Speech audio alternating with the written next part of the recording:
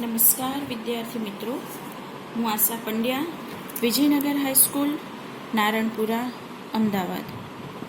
આજે આપણે વાત કરવાના છીએ ધોરણ 12 ગુજરાતી વિષયમાં આવતું પ્રથમ કાવ્ય, જેનું નામ છે અખિલ બ્રહ્માંડમાં.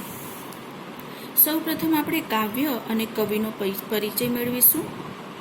આપણે સાથે સાથે સમાનાર્થી હેતુલક્ષી પ્રશ્નના વાત પણ કરીશું. તો ચાલો શરૂ કરીએ આપણું પ્રથમ કાવ્ય, જેનું નામ છે અખિલ બ્રહ્માંડમાં. અખિલ બ્રહ્માંડમાં કાવ્યના કવિ છે નરસિંહ મહેતા. તમે જોઈ શકો છો, અહીંયા નરસિંહ મહેતાનો ફોટો છે એ પણ અહીંયા આપેલો છે. બોર્ડની પરીક્ષામાં પહેલો જ હેતુલક્ષી પ્રશ્ન જે પૂછાઈ શકે છે એ છે અખિલ બ્રહ્માંડમાં કાવ્યના કવિનું નામ શું છે? તો પ્રથમ હેતુલક્ષી પ્રશ્નનો જવાબ થશે અખિલ બ્રહ્માંડમાં કાવ્યના કવિનું નામ છે નરસિંહ મહેતા.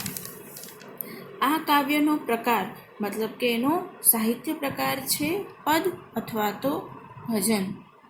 બીજો પ્રશ્ન કે જે પરીક્ષામાં પૂછી શકાય છે, અખિલ બ્રહ્માંડમાં કાવ્યના સાહિત્ય પ્રકાર કયો છે? તો જવાબ થશે અખિલ બ્રહ્માંડમાં કાવ્યનો સાહિત્ય પ્રકાર છે પદ અથવા તો ભજન. આ અખિલ બ્રહ્માંડમાં કાવ્યને લખવા માટે નરસિંહ મહેતાએ ઝૂલણા છંદનો ઉપયોગ કર્યો છે. તો ત્રીજો પ્રશ્ન જે પૂછાઈ શકે છે કે અખિલ બ્રહ્માંડમાં કાવ્યમાં નરસિંહ મહેતાએ કયા છંદનો ઉપયોગ કર્યો છે? તો જવાબ થશે ઝૂલણા. અખિલ બ્રહ્માંડમાં કાવ્યમાં ઝૂલણા છંદનો ઉપયોગ કરવામાં આવ્યો છે. હવે આ જે કાવ્યનો સાહિત્ય પ્રકાર પદ અથવા જે ભજન છે એને પ્રભાતિયા તરીકે પણ ઓળખવામાં આવે છે, જે બોર્ડમાં પૂછાતો મોસ્ટ આઈએમપી ક્વેશ્ચન છે. વારે વારે પરીક્ષામાં પૂછાઈ ગયેલો પ્રશ્ન છે કે નરસિંહ મહેતાના જે પદો છે એ કયા નામે ઓળખાય છે? નરસિંહ મહેતાના પદો કયા નામે ઓળખાય છે? જવાબ થશે નરસિંહ મહેતાના પદો પ્રભાતિયા તરીકે ઓળખાય છે. હવે આપણે આગળ વાત કરીએ નરસિંહ મહેતાના પરિચયની. તો નરસિંહ મહેતાનો જન્મ છે એ ભાવનગર જિલ્લાના તળાજા ગામમાં થયો હતો. તો આગળનો પ્રશ્ન થશે કે નરસિંહ મહેતાનો જન્મ ક્યાં થયો હતો? તો નરસિંહ મહેતાનો જન્મ ભાવનગર જિલ્લાના તળાજા ગામમાં થયો હતો. નરસિંહ મહેતાની કર્મભૂમિ હતી સૌરાષ્ટ્રનું જૂનાગઢ. આગળ પૂછી શકાય પ્રશ્ન કે નરસિંહ મહેતાની કર્મભૂમિ કઈ હતી? તો નરસિંહ મહેતાની કર્મભૂમિ હતી સૌરાષ્ટ્રનું જૂનાગઢ.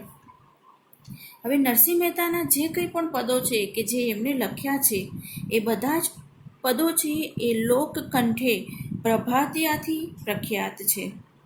તો એનો પ્રકાર છે એ આપણે પ્રભાતિયા, સાહિત્ય પ્રકાર છે એ પ્રભાતિયા છે એવું પણ આપણે કહી શકીએ. આગળ નરસિંહ મહેતાએ ઘણા બધા પ્રભાતિયાઓ લખ્યા છે. પ્રશ્ન પૂછાઈ શકે છે કે નરસિંહ મહેતાએ કયા કયા પ્રભાતિયાઓ લખ્યા છે?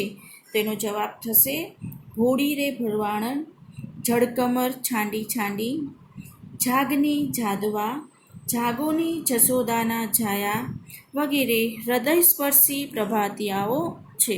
અહીંયા આપણે તમે જો કાવ્ય જોશો તો કાવ્યની અંદર તમને નામ જોઈ શકાશે કે ભોળી રે ભરવાડણ, જળકમર છાંડી જાને, જાગની જાદવા, જાગોની જશોદાના જાયા, આ બધા જ એમના હૃદયસ્પર્શી ભાવની તરતા કાવ્યો છે.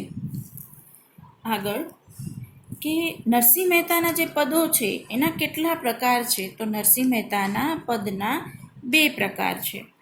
કયા કયા? આત્મચરિત્રાત્મક પદ અને કૃષ્ણ પ્રીતિના પદો. આત્મચરિત્રાત્મક પદ કોને કહેવાય? તો નરસિંહ મહેતાએ પોતાના જીવનની કથા આત્મચરિત્રાત્મક પદમાં કરી છે. મતલબ કે નરસિંહ મહેતાએ જે કાવ્ય સર્જન કર્યું છે એમાં એમણે પોતાના જીવનની વાત પણ કરેલી છે અમુક કાવ્યોમાં. અને બીજા જે એમના કાવ્યો છે એ કૃષ્ણ પ્રીતિના પદો છે કે જેમાં એમનો કૃષ્ણ પ્રેમ છે એ આપણને જોવા મળે છે. તો આવું જ એમનું આત્મચરિત્રાત્મક જે પદ છે એના નામ છે કુંવરબાઈનું મામેરું, હાર, સામડાસનો વિવાહ, હુંડી વગેરે. તો આ બધા જ પ્રશ્નો કે જેની આપણે ચર્ચા કરી એ હતા કાવ્ય પરિચય અને કવિ પરિચયના, જેમાંથી આપણે ઘણા બધા પ્રશ્નો જોયા. દાખલા તરીકે આપણે ફરી એક વખત રિપીટ કરી દઈએ કે અખિલ બ્રહ્માંડમાં કાવ્યના કવિ કોણ છે? તો છે નરસિંહ મહેતા. અખિલ બ્રહ્માંડમાં કાવ્યનો સાહિત્ય પ્રકાર કયો છે? તો પદ અથવા તો ભજન. અખિલ બ્રહ્માંડમાં કાવ્ય છે એ કયા છંદમાં લખવામાં આવ્યું છે? અથવા તો નરસિંહ મહેતા છે એ પોતાના પદોમાં મોટા ભાગે કયા છંદનો ઉપયોગ કરે છે? તો એ છે ઝૂલણા છંદ. નરસિંહ મહેતાના પ્રભાતિયા છે એ કયા નામે ઓળખાય છે? તો નરસિંહ મહેતાના પદો છે એ પ્રભાતિયા તરીકે ઓળખાય છે. નરસિંહ મહેતાનો જન્મ ક્યાં થયો હતો?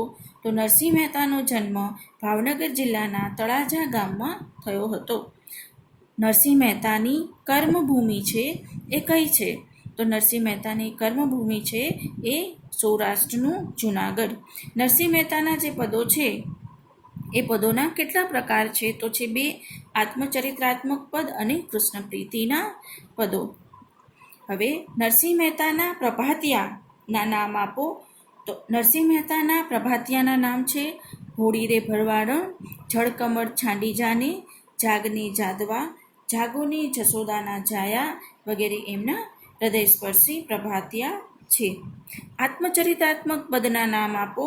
તો જેમાં એમને પોતાના જીવનની વાત કે કથા કરી છે એવા કુંવરબાઈનું મામેરું, હાર, સામડાસનો વિવાહ, હુંડી વગેરે. તો ચાલો હવે આપણે એમનું ખૂબ જ પ્રખ્યાત એવું કાવ્ય કે જેનું નામ છે અખિલ બ્રહ્માંડમાં એની વાત કરીએ. કાવ્યનું શીર્ષક છે અખિલ બ્રહ્માંડમાં. અખિલનો સમાનાર્થી શબ્દ થશે આખું, સમસ્ત, સમગ્ર. એટલે કે બ્રહ્માંડમાં, બ્રહ્માંડ એટલે વિશ્વ, દુનિયા. તો પૂરા વિશ્વમાં, સમસ્ત વિશ્વમાં, પૂરી દુનિયામાં આવું એનું શીર્ષક થશે. નરસિંહ મહેતા અહીંયા કહે છે કે સમગ્ર બ્રહ્માંડમાં, સમગ્ર વિશ્વમાં હે પ્રભુ, હે ઈશ્વર, તું માત્ર એક છે. કાવ્યની પહેલી પંક્તિ જોઈએ આપણે. અખિલ બ્રહ્માંડમાં એક તું શ્રી હરિ, જૂજવે રૂપે અનંત ભાસે, દેહમાં દેવ તું, તત્વમાં તેજ તું, શૂન્યમાં શબ્દ થઈ વેદ વાસે. એટલે કે હે ઈશ્વર, હે પ્રભુ, વિશ્વમાં તું માત્ર એક છે. જૂજવે રૂપે એટલે કે જુદા જુદા રૂપે. જૂજવેનો મતલબ થશે જુદા જુદા સ્વરૂપે. કે હે ઈશ્વર, જુદા જુદા રૂપે તું દેખાય છે. કોઈ રામને માને છે, કોઈ કૃષ્ણને માને છે, કોઈ અલ્લાહ સ્વરૂપે, તો કોઈને ઈશ્વર સ્વરૂપે. ઈસુ ખ્રિસ્ત જેટલા માણસો, જેટલા ધર્મ, જેટલા પંથ, એટલા જુદા જુદા નામો. પરંતુ નરસિંહ મહેતા કહે છે સમગ્ર વિશ્વમાં હે પ્રભુ, તું એક જ જુદા જુદા રૂપે છે. જૂજવે રૂપે છે એટલે કે જુદા જુદા રૂપે છે. અનંત ભાસે, અનંત અહીંયા શબ્દ આપ્યો છે અનંત. અનંત એટલે જેનો અંત નથી તેવું. એટલે કે છે હે ઈશ્વર, જેનો અંત નથી એવા અનંત તમે પૂરા વિશ્વમાં દેખાવ છો. ભાસે એટલે કે લાગે છે. એટલે કે જુદા જુદા રૂપે અમે તમને જોઈ શકીએ છીએ. આગળની પંક્તિમાં કવિ કહે છે કે દેહમાં દેવ તું. દેહ એટલે શરીર. શરીર, દેહ, કાયા, તન બધા સમાનાર્થી શબ્દો છે. પરીક્ષામાં પૂછાઈ શકે છે સમાનાર્થી શબ્દ. તો દેહનો સમાનાર્થી શબ્દ થશે શરીર, કાયા, તન વગેરે. અહીંયા એ કહે છે કે દેહમાં દેવ તું એટલે કે શરીરની અંદર જે આત્મા રહેલો છે એ હે ઈશ્વર તું છે. તત્વમાં તેજ તું. આગળ કહે છે કે તત્વમાં તેજ તું. સૃષ્ટિની અંદર મૂળ 5 તત્વો છે જેમાંથી સમગ્ર સૃષ્ટિનું નિર્માણ થયું છે. જે પંચતત્વની અહીં વાત કરે છે એ 5 તત્વો છે આપણે બધા જાણીએ જ છીએ. પૃથ્વી, જળ, તેજ, વાયુ, આકાશ, વગેરે. તો આ 5 તત્વોને કવિ અહીં યાદ કરે છે. આ 5 તત્વોની અંદરનો મૂળભૂત તત્વ છે એ તેજ એટલે કે પ્રકાશ, એ હે ઈશ્વર તું છે. એટલે પૂરી પૃથ્વીની અંદર રહેલો જે પ્રકાશ છે એ તું છે.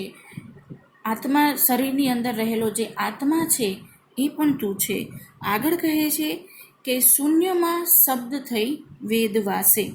વાસે એટલે રહે છે. અહીંયા શબ્દ આપ્યો છે વાસે.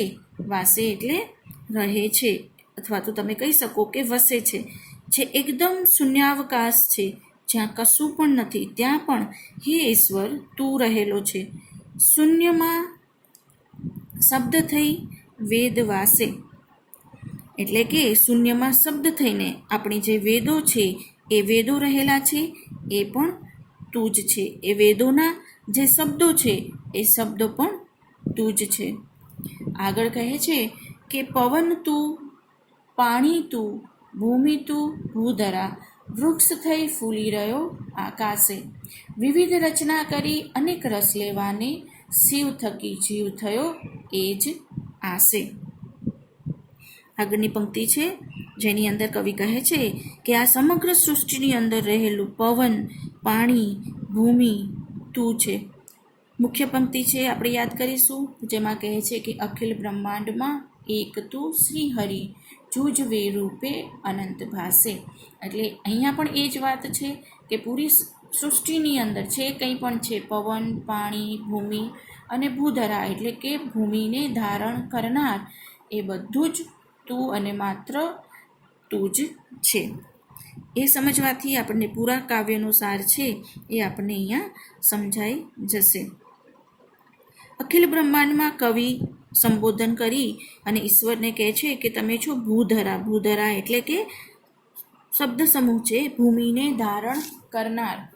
એટલે અહીંયા ભૂમિને ધારણ કરનાર એવા હે ઈશ્વર, સમગ્ર વિશ્વમાં તમે રહેલા છો, કે સમગ્ર પૃથ્વીને ધારણ કરનાર માત્ર તમે જ છો. આગળ આપણે વાત કરીએ, અહીંયા આપણે એક શબ્દ નવો સમજ્યા છીએ, ભૂધરા, કે જે શબ્દ સમૂહ માટે એક શબ્દમાં પૂછી શકાય છે. તો યાદ કરી દેશું કે ભૂધરા એટલે કે ભૂમિને ધારણ કરનાર, કે હે સ્વયં ઈશ્વર જ છે કે જે આ પૃથ્વીને ધારણ કરે છે. એટલા માટે નરસિંહ મહેતા અહીંયા ઈશ્વરને યાદ કરે છે અને આગળ આપણને કહે છે કે વૃક્ષ થઈ ફૂલી રહ્યો આકાશે, એટલે કે સમગ્ર પૃથ્વી પર વૃક્ષની માફક સમગ્ર આકાશમાં હે ઈશ્વર તમે જ ફેલાયેલા છો. એટલે અહીંયા કહે છે કે તમે જ વિવિધ રચનાઓ છે એ કરી છે. આગળ કહે છે કે વિવિધ રચના કરી અનેક રસ લેવાને. વિવિધ રચના કરી એટલે કે તમે મનુષ્ય બનાવ્યા, પૃથ્વી બનાવી, આ દુનિયાની અંદર અલગ અલગ રસ છે એ માણવા લાયક રસ બનાવ્યા. તો શા માટે? એનું પ્રયોજન શું છે? પરીક્ષામાં પૂછી શકાય એવો પ્રશ્ન છે કે ઈશ્વરે આ દુનિયા છે એ શા માટે બનાવી છે, કે એનું પ્રયોજન શું છે? તો ઈશ્વરે આ દુનિયા છે એ વિવિધ રસ લેવા માટે, એટલે કે આનંદ માણવા માટે બનાવેલી છે. એટલે વિવિધ રચના કરી અનેક રસ લેવાને, તમે જે આ પૃથ્વી ઉપર જુદી જુદી રચનાઓ કરી છે એ આનંદ લેવા માટે કરી છે. ઈશ્વરે સમગ્ર સૃષ્ટિની રચના કરે છે. આગળ કવિ કહે છે કે શિવ થકી જીવ થયો એ જ આસે. શિવ થકી જીવ થયો એ જ આસે. શિવ અને જીવ. શિવ એટલે પરમાત્મા, જીવ એટલે મનુષ્ય. જીવનો આશય હોય છે શિવની પ્રાપ્તિ. શિવની જોડે જોડાણ કરવા માટે, શિવને પ્રાપ્ત કરવા માટે માનવે આ પૃથ્વી ઉપર જન્મ લીધો છે. વેદ તો એ એમ વધે, સ્મૃતિ સ્મૃતિ સાખ દે. નરસિંહ મહેતા કહે છે કે વેદ તો એમ વધે. વધે એટલે કહે, સમાનાર્થી શબ્દ છે. વધે એટલે કહે. શાખ એટલે સાથ. શાખનો સમાનાર્થી શબ્દ થશે સાથ. આપણા વેદો જે છે એ આ જ વાત કહે છે, અને શ્રુતિ અને શ્રવણ દ્વારા પ્રાપ્ત કરેલું જે છે એ છે વેદ. એ જે ધર્મગ્રંથો છે એ વેદ મતલબ કે ધર્મગ્રંથો એ પણ એ જ વાત કરે છે કે ઈશ્વર છે એ સમગ્ર સૃષ્ટિમાં માત્ર એક જ છે, પરંતુ આપણે એને જુદા જુદા રૂપે ઓળખીએ છીએ. તો અહીંયા ખૂબ જ સુંદર વાત છે કે વેદ તો એમ વદે શ્રુતિ સ્મૃતિ સાખ દે. વેદ છે એ એમ કહે છે કે આપણે જે જાણીએ છીએ, જે સાંભળીએ છીએ એ બધું જ આપણને સાથ આપે છે અને એવું કહે છે કે ઈશ્વર છે એ માત્ર એક જ છે. અખિલ બ્રહ્માંડમાં એક જ તું શ્રીહરિ. આગળ કનક કુંડળ વિશે ભેદ ન હોય, ઘાટ ઘડ્યા પછી નામરૂપ જુજવા, અંતે તો હેમનું હેમ હોય. ખૂબ જ સુંદર આ વાત છે અહીંયા કરેલી છે કે જે આ કાવ્યની મુખ્ય વાત છે કે જેના પરથી પ્રશ્નો પૂછાવાની શક્યતા છે. કનક એટલે સોનું, સ્વર્ણ, હેમ સમાનાર્થી શબ્દ છે, પરીક્ષામાં વારે વારે પૂછાય છે. કનક તો કનકનો અર્થ થશે સોનું, સુવર્ણ, હેમ.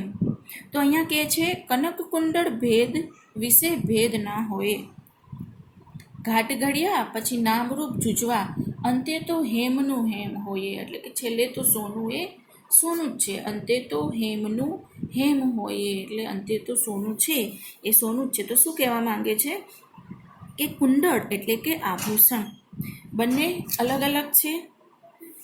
આભૂષણની વાત છે, બંને અલગ છે, પરંતુ અંતે તો એ સોનું છે.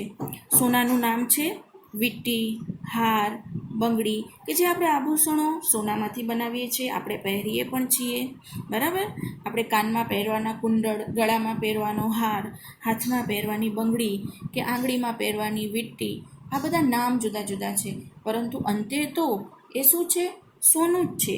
એ સોનામાંથી આપણે અલગ અલગ ઘાટ આપ્યા છે, અલગ અલગ આકાર આપ્યા છે અને એ આકારના કારણે એ સોનું છે, એ નામથી ઓળખાય છે, પરંતુ અંતે તો એ શું છે? સોનું, અને એ સોનું જ છે. તો આ પંક્તિ દ્વારા કવિ કહેવા માંગે છે કે જે રીતે સોનું છે એના જુદા જુદા ઘાટના કારણે એ જુદા જુદા નામે ઓળખાય છે, એમ ઈશ્વર પણ અખિલ બ્રહ્માંડમાં, સમગ્ર વિશ્વમાં માત્ર એક જ છે. એને બધા અલગ અલગ નામે ઓળખે છે. કોઈ એને રામ કહે છે, કોઈ કૃષ્ણ કહે છે, કોઈ અલ્લાહ કહે છે. જે લોકો જે નામે ઓળખે છે, જે ભગવાનમાં માને છે એની એ પૂજા કરે છે કે જેને જુદા જુદા રૂપે માને છે, પરંતુ અંતે તો ઈશ્વર એ માત્ર અને માત્ર એક જ છે. ખૂબ જ સરસ વાત કરી છે એ કે ગ્રંથે ગરબડ કરી વાત નવ કરી ખરી, જેને જે ગમે તેને પૂજે, મન વચન કર્મથી આપ માની લહે, સત્ય છે એ જ મન એમ સૂજે. અહીંયા પણ ખૂબ જ સુંદર વાત છે કે છે ગ્રંથે ગરબડ કરી. પ્રશ્ન પૂછાય ગ્રંથે શું કર્યું? જવાબ છે ગ્રંથે ગરબડ કરી. આ પણ પ્રશ્ન પરીક્ષામાં પૂછાતો પ્રશ્ન છે કે ગ્રંથે શું કર્યું? તો આપણે જવાબ આવશે કે ગ્રંથે ગરબડ કરી. વાત નવ કરી ખરી. નવ એટલે નવી, નવી નવી જુદી જુદી અલગ અલગ વાતો છે એ અલગ અલગ ગ્રંથોમાં થાય છે. હરેક ધર્મના જુદા જુદા ગ્રંથો છે અને જુદા જુદા ગ્રંથની અંદર ઈશ્વરને લગતી જુદી જુદી વાતો છે કે જે વાતો વાંચીને કે સાંભળીને ઘણી વખત માણસ છે એ મૂંઝાય છે. તો એના માટે નરસિંહ મહેતા કહે છે કે ગ્રંથે ગરબડ કરી વાત નવ કરી ખરી. આગળ એ ગરબડ ઊભી કરનાર છે ધર્મ ગ્રંથો એટલે કે સાહિત્યો. અલગ અલગ ધર્મ ગ્રંથોની ગડબડ છે, સાચી વાત કરી નથી. જેને જે ગમે, આગળ કહે છે કે જેને જે ગમે તેને પૂજે, કે જેને જે ઈશ્વર ગમે છે, જે ભગવાનમાં માને છે એને પૂજે છે. કોઈ રામને પૂજે છે તો કોઈ અલ્લાહને પૂજે છે. આ રીતે અલગ અલગ લોકો પોતે જેમાં માને છે એની પૂજા કરી છે અને બાકીનાને ગૌણ ગણે છે. આ બધાનું કારણ છે ધર્મ ગ્રંથો, સંપ્રદાયો. ધર્મના વાળાની વાત છે એ નરસિંહ મહેતાએ અહીંયા કરી છે અને ધર્મના વાળાની એમને ઉપેક્ષા કરી છે. મન વચન કર્મથી આપ માની લહે, સત્ય છે એ જ મન એમ સૂજે. એટલે કે મન, કર્મ અને વચનથી વ્યક્તિ જે સાચું માની લે છે એને જે પૂજા કરે છે એ જ સત્ય છે એવું એ માની છે. બાકીના ઈશ્વરો ગૌણ છે. છેલ્લી પંક્તિમાં ખૂબ સરસ વાત કરે છે કે વૃક્ષમાં બીજમાં વૃક્ષ તું, જોઉં પટંતરો એ જ પાસે, ભણે ન સૈયો એ મન તણી શોધના પ્રીત કરું પ્રેમથી પ્રગટ થાશે. વૃક્ષમાં બીજ તું, બીજમાં વૃક્ષ તું. વૃક્ષ અને બીજ બંને વચ્ચેનો કાર્યો અને કારણનો સંબંધ, કાર્યકારણનો સંબંધ છે. અહીંયા નરસિંહ મહેતાએ દર્શાવ્યો છે કે ખરેખર એક બીજ છે, એની અંદર સમગ્ર વૃક્ષ છે એ સમાયેલું છે. એ બીજમાંથી જ વૃક્ષ ઉત્પન્ન થવાનું છે. ડાળીઓ, પર્ણો એ બીજની અંદર સમાયેલા છે. ફરી વૃક્ષ મોટું થશે, વૃક્ષમાંથી અસંખ્ય બીજ થશે અને ફરી એ જ રીતે સૃષ્ટિનો ક્રમ છે એ આગળ વધશે. એટલે અહીંયા કહે છે વૃક્ષમાં બીજ તું, બીજમાં વૃક્ષ તું. એટલે કે સમગ્ર સૃષ્ટિની અંદર નાના કે મોટા રૂપે ઈશ્વર તું જ સમાયેલો છે. આગળ કહે છે કે જોવું પટંતરો એ જ પાસે. પટંતર એટલે પડદો. પટંતરનો અર્થ થશે પડદો. બીજમાં વૃક્ષ અને વૃક્ષમાં બીજ એકબીજામાં છુપાયેલા છે, એ આપણને દેખાતા નથી. બંને વચ્ચે એક પ્રકારનો પટંતર છે, એક પ્રકારનો પડદો છે. એના કારણે આપણે એને જોઈ શકતા નથી. અને એ જ રીતે ઈશ્વર છે અને મનુષ્ય છે, એની વચ્ચે પણ એક પડદો છે. ઈશ્વર છે, આપણી આજુબાજુ જ છે, આપણે એને જોઈ શકતા નથી. તો અહીંયા વૃક્ષ અને બીજના ઉદાહરણ દ્વારા આપણને મનુષ્ય અને ઈશ્વર વચ્ચેનો જે સંબંધ છે એ સમજાવવાનો પ્રયત્ન નરસિંહ મહેતાએ કરેલો છે. આગળ કહે છે ભણે નરસૈયો એ મન તણી શોધના પ્રીત કરું પ્રેમથી પ્રગટ થાશે. ભણે ભણે એટલે વધે અથવા તો કહે એવી વાત છે અહીંયા કરેલી છે કે એ મન તણી શોધના પ્રીત કરું પ્રેમથી પ્રગટ થશે. ઈશ્વરને પ્રાપ્ત કરવા માટેનો એકને માત્ર એક જ રસ્તો છે અને એ છે મન તણી શોધના. એટલે કે ઈશ્વરને શોધવા માટેની આપણી મનની જે શોધ છે એને એક જ શબ્દમાં કવિ ઉકેલ આપે છે કે એ છે પ્રીત. પ્રીત કરું. પ્રીત, પ્રીત એટલે પ્રેમ. માત્ર અને માત્ર ઈશ્વરને સાચા દિલથી પ્રીત કરવામાં આવે, પ્રેમ કરવામાં આવે, ભક્તિ કરવામાં આવે તો પ્રેમથી ઈશ્વર છે એ પ્રગટ થઈ શકે છે. ઈશ્વરને માંગવાથી કે તોલવાથી ઈશ્વર ક્યારેય મળવાનો નથી. નરસિંહ મહેતા કહે છે કે પ્રીત કરું એટલે કે છે માત્ર ઈશ્વરને નિસ્વાર્થ ભાવે પ્રેમ કરવામાં આવે, ઈશ્વર પ્રત્યે અનુરાગ કે વિશ્વાસ હોય તો જ ઈશ્વરને પ્રાપ્ત કરી શકાય છે. ઈશ્વરને પ્રેમથી અને ભક્તિથી પ્રાપ્ત કરી શકાય છે. તો અહીંયા આપણું પૂરું સમગ્ર કાવ્ય છે એ પૂરું થાય છે અખિલ બ્રહ્માંડમાં, કે જેમાં નરસિંહ મહેતાએ પૂરા વિશ્વમાં, પૂરા બ્રહ્માંડમાં ઈશ્વરની હાજરી છે. ઈશ્વર છે એ માત્ર એક રૂપે જ રહેલો છે. આપણે એને જુદા જુદા નામે ઓળખીએ છીએ, પરંતુ ઈશ્વર અંતે તો એ જ છે. અને એના માટે એમને ખૂબ જ સુંદર કનક અને કુંડળનું ઉદાહરણ અને વૃક્ષ અને બીજનું ઉદાહરણ આપી અને આપણને આ કાવ્ય છે કે જેમાં ઈશ્વરની સાક્ષી, ઈશ્વરનું અસ્તિત્વ દર્શાવવાનો પ્રયત્ન કર્યો છે. અને છેલ્લે ઈશ્વરને પામવાનો રસ્તો બતાવેલો છે કે જો ઈશ્વરને પામવા હોય તો એક અને માત્ર એક જ રસ્તો છે કે નિસ્વાર્થ ભાવે જો તમે એમને પ્રેમ કરશો, એમની ભક્તિ કરશો તો ઈશ્વર તમને અવશ્ય મળશે. ધન્યવાદ.